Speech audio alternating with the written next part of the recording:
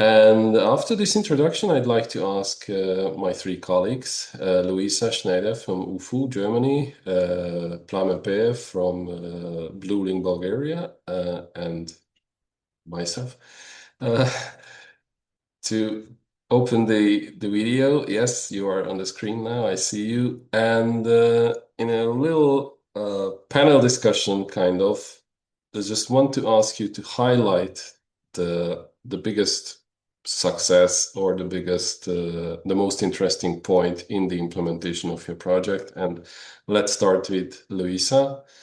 So what was in the implementation of these 2 years project? What was the your nicest memory of the project? What are you most proud of?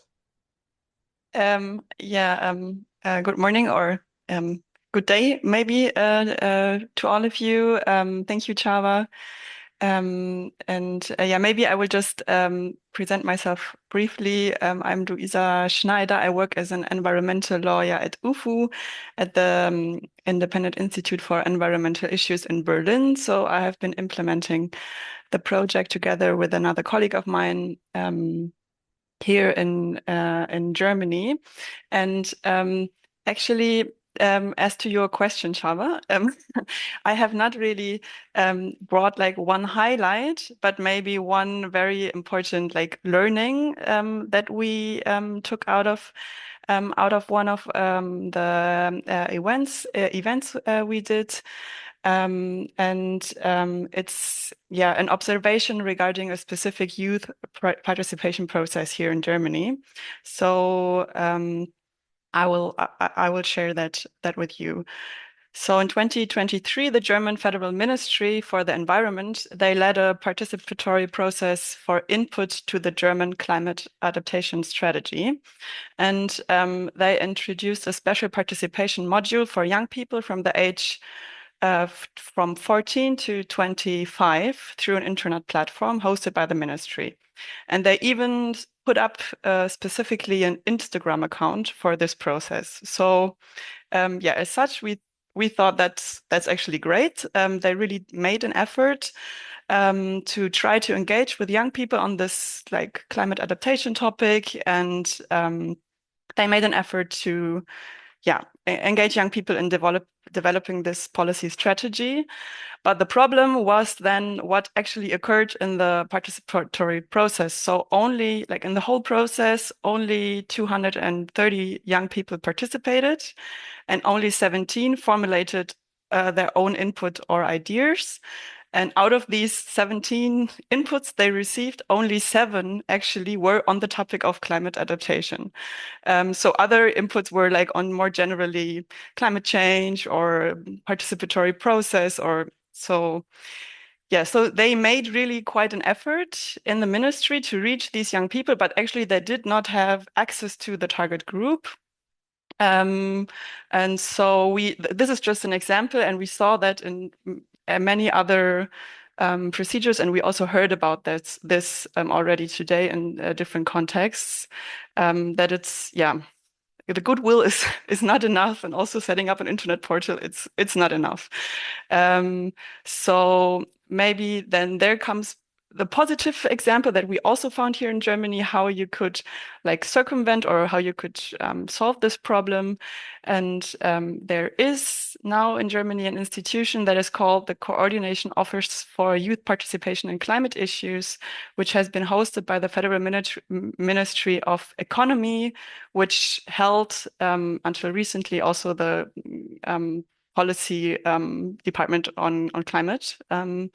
And so they are an open network of organized youth civil society, and they have a very good access to young people that are organized in civil society organizations that deal with climate issues. So they're kind of an umbrella network that have access to like youth organizations, but also environmental organizations with youth departments, and they can advise public authorities on how to implement meaningful youth participation processes. So they're funded by the Ministry of Economy, and it is really their task to be advisors and consultants to the administration when they want to engage with children and young people.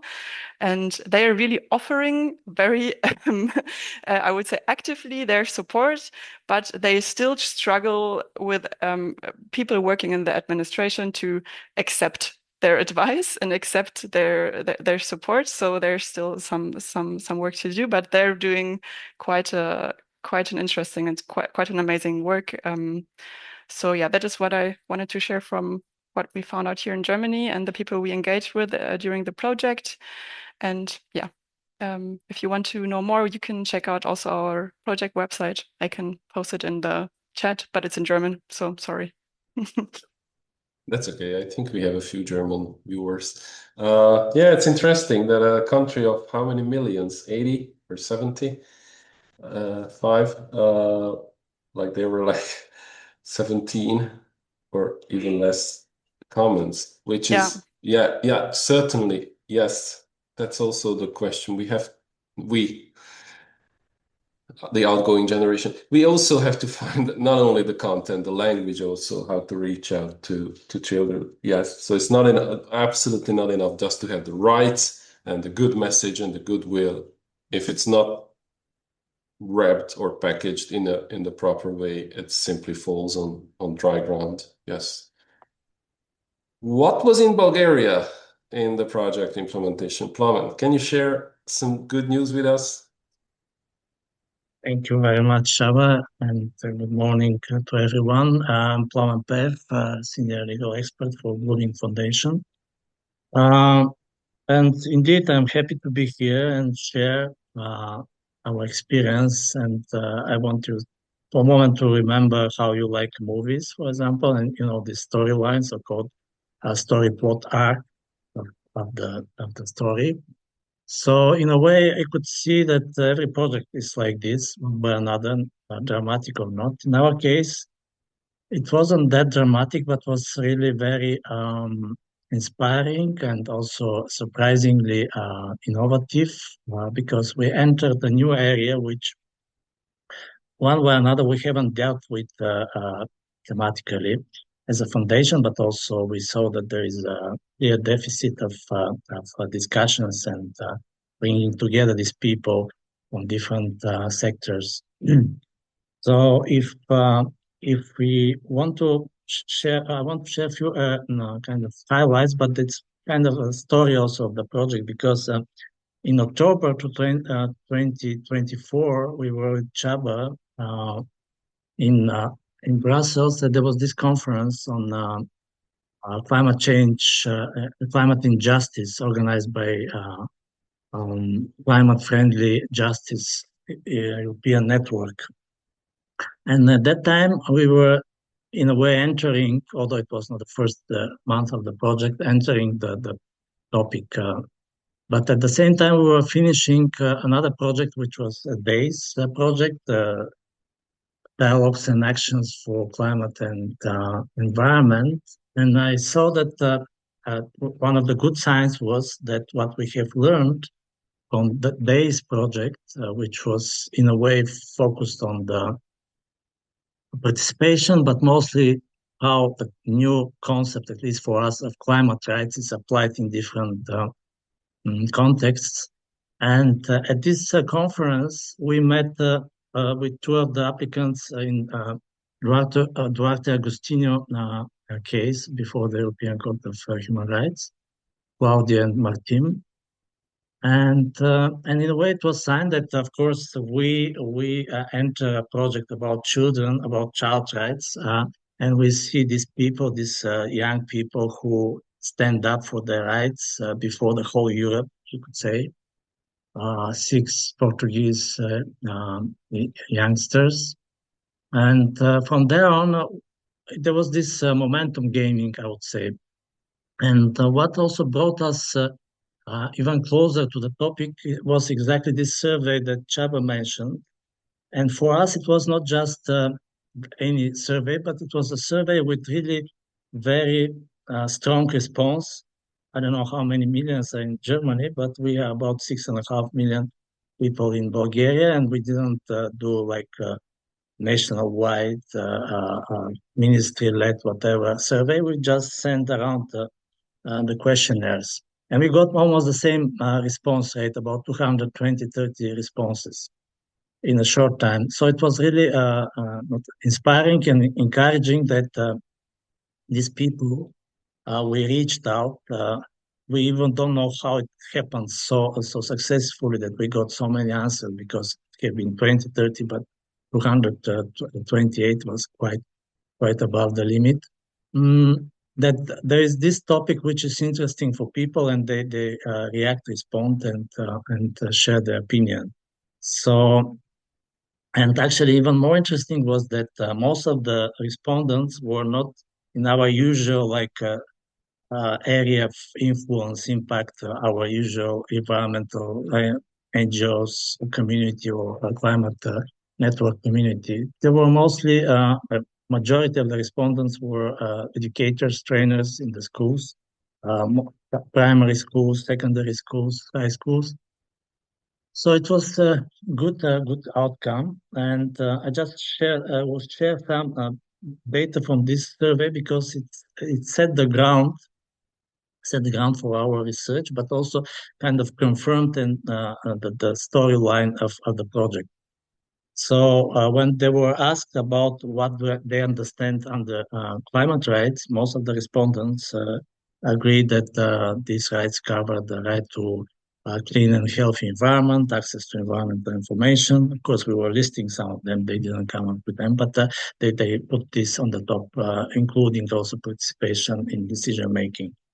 Then concerning the climate rights, we got the most responses in terms of access to climate change information and protection from climate impacts. And then further, when we talked about how child's participation in climate and environmental actions is perceived by these people, we first understood that in terms of impact of involvement of children, these people thought that the positive impacts are helping people to develop children to develop a sense of responsibility first. This was the highest rated response. And then they had this another understanding that improving the understanding of children of the issues, environmental climate issues, is also a factor for impact of their involvement. And not least, actually, in talking about young people, is that they contribute with fresh ideas into any context and debate. And when they were asked about the role of public in policy making, they answered that children are seen mostly participating in local environmental initiatives and also in raising climate awareness. And maybe for me, the most interesting was what are the obstacles the people shared, in their opinion, what are the obstacles to meaningful and effective participation of children. So they said that the main barriers are first insufficient support from parents, also limited participation opportunities, almost equally weighted, and also lack of awareness among children. And also other hurdles were listed like insufficient resources, lack of recognition for children's voices, basic knowledge gaps, even unclear ethical frameworks, and also safety concerns. And there were also interesting ideas about how to improve the participation of children.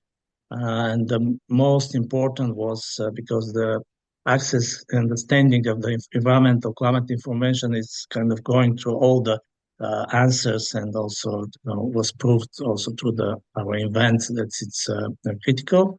Also, the education was also important. So we need to work on educational programs, curriculum, and also to create real local project opportunities, and also improve one way or another parental support.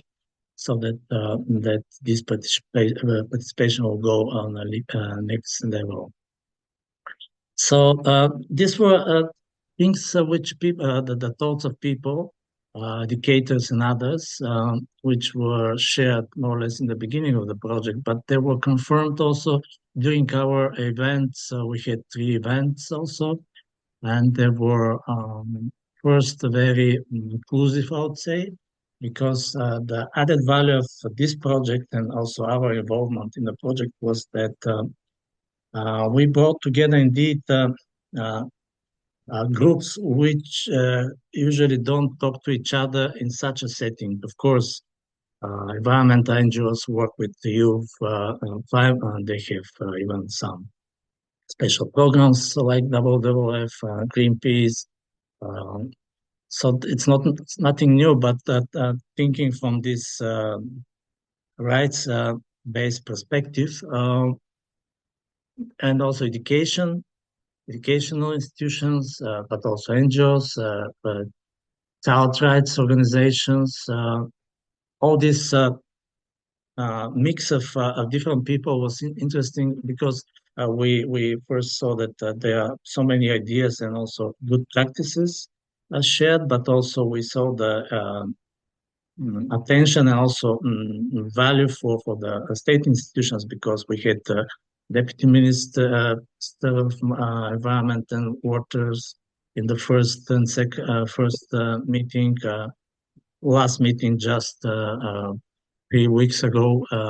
The minister was opening our final conference, and yeah, there were representatives of state institutions, ombudswoman's office. So yeah, the attention was there. So because we were Thank you. working, I think let's move on. Sorry to cut you. yeah, Also, not just yeah. to thoughts because the highlight actually is the final thing we are doing now. We decided to do outside the requirements of the project to do such a study, which is comparing all the mechanisms of participation of children. So we have this study as extra curriculum. I would say outcome, and indeed some of our conclusions are in line with what the previous speakers said, and I would emphasize only one of them, that this underdeveloped procedural mechanism for child participation in environmental common decision making should be improved, and because they are first not developed and secondly legally not clear. So we need to work on this together with the other idea about climate child rights impact assessment to become part of the legal framework or at least of the good practices. Thank you. Thank you, Plamen. I see that you have a lot of positive impressions from the project, both in terms of outreach to people or the high-level support you got for the project.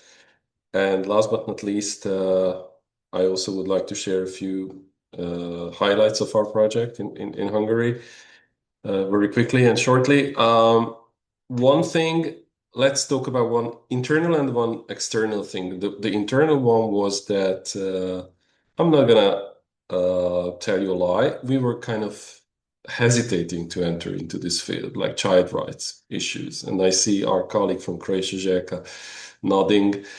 That was a bit alien to the work we have done before. Although we've all been working in environmental participation for decades, child rights was kind of like a mysterious area where your lawyer skills will not be enough. You need other skills also. You need skills to talk to children, to deal with their specific problems, etc. And then after 2 years of this project, I see that that's true, but then there are very good experts nationally, internationally, child rights, Eurochild, whatever. You just ask for assistance, you will get the help. Also nationally, the member organizations of these networks or ECPAT networks. We also had a special expert in Hungary. And as soon as you are not kind of afraid of this thing, then things will go smoothly, and they will certainly value, if you want to merge these two bubbles, the environmental rights community and the child rights community into one, or at least have an overlap where you are able to give relevant legal advice for environmental cases which involve children. So it was kind of an internal learning mechanism, but definitely this is not the purpose of a project. It always has some external ones. The external one was that as you may remember that in the presentation, I mentioned that one of our target audiences was the public authorities. And reaching out to public government bodies dealing with children or environmental issues in Hungary to involve them into an open discussion about child rights seemed impossible. So we certainly can say that we overpromised in the project proposal, and we were in a very bad and very difficult situation to implement our project in Hungary. I'm sure that no public authority would come to a meeting where it says that we talk about child rights in Hungary, led by a civil society organization. This may change in the near future, but then we decided that let's target on the local governments, the municipalities. And we had such a great surprise that some municipalities operate so-called youth assemblies. Next to the town council, they have a youth council with a dedicated budget, which of course requires the consent of the mayor, but still kids come together and decide on where should be a safe space in the town. For instance, in a small town near Budapest, the kids decided that the money they got should be spent on street lighting, so that public spaces are safer in the evening and in the night. And so it shows that they're so responsible. They're so how to say, grown up in thinking, instead of like having a festival or inviting a band or something. It's more like real quality development or improvement in the life of a town. And also we learned that there are so many varieties of involving children, and I'm not saying that every municipality is really open-minded. Some are really hardliners, and they don't want to hear about things like institutionalized settings like youth councils, or even providing them a budget. But even they support very much grassroots initiatives for involving kids, like climate-related grassroots initiatives, which take the form of very natural and real actions, like cleaning a brook, planting trees, etc. But I'm saying that our very positive experience was that there are so many varieties, but all can be brought under the umbrella of child participation. And if we are able to spread the more institutionalized versions of these participatory methods, like the councils, which actually we are planning to plant and spread in the near future, then we may make a major step towards meaningful participation of children.